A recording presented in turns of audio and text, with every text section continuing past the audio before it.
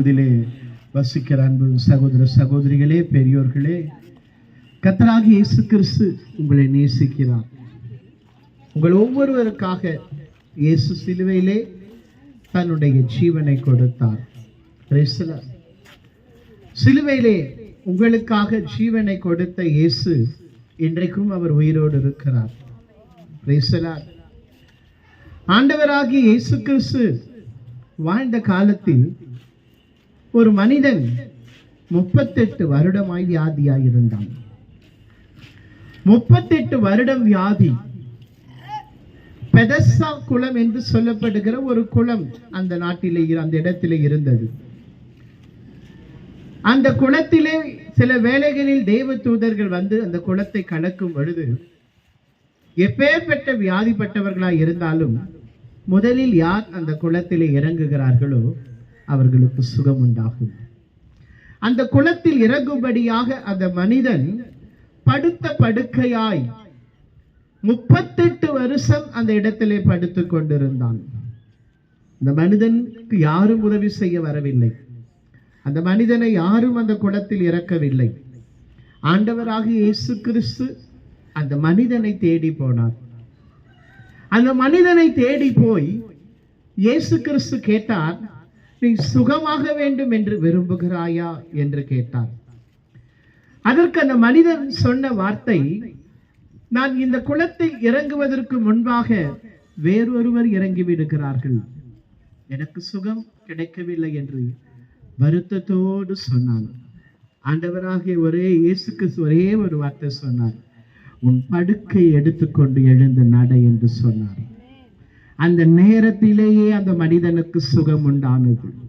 38 வருஷம் தீர்க்க முடியாத வியாதி, 38 வருஷம் எழுந்து நடக்க முடியாத ஒரு சூழ்நிலை, 38 வருஷம் விசாரிப்பு இல்லாத ஒரு சூழ்நிலை, 38 வருஷம் கைவிடப்பட்ட ஒரு சூழ்நிலை, உறவுகளால் கைவிடப்பட்ட ஒரு சூழ்நிலை, குடும்பங்களால் கைவிடப்பட்ட ஒரு சூழ்நிலை, மனிதர்களால் கைவிடப்பட்ட ஒரு சூழ்நிலை.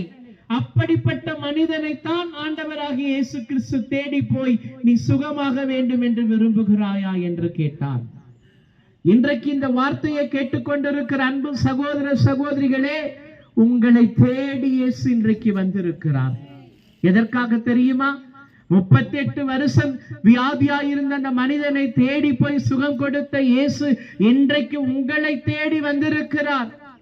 இந்த வார்த்தையை கேட்கிற, இந்த வார்த்தையை கேட்டுக்கொண்டிருக்கிற அன்பு சகோதர சகோதரிகளே, நீங்கள் எப்படிப்பட்ட வியாதியிலே இருந்தாலும், எவ்வளவு காலம் வியாதி உங்கள் சரீரத்திலே உங்களை வாட்டி கொண்டிருந்தாலும், இந்த வியாதி நிமித்தம் மனிதர்கள் உங்களை கைவிட்டாலும், உறவுகள் உங்களை கைவிட்டாலும், இன்றைக்கு இயேசு உங்களை தேடி வந்திருக்கிறார். நீங்கள் இருக்கிற இடத்திலே இயேசுவே எனக்கு சுகம் தாரும், நான் சுகமாக விரும்புகிறேன் என்று உங்கள் வாயை திறந்து சொல்லுவீர்கள் என்றால் நிச்சயம் உங்கள் வியாதியிலிருந்து இயேசு சுகம் கொடுப்பார்.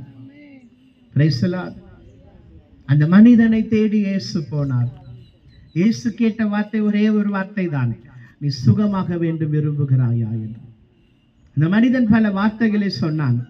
இரண்டாவதாக இயேசு சொன்ன வார்த்தை, உன் படுக்கை எடுத்துக்கொண்டு நட.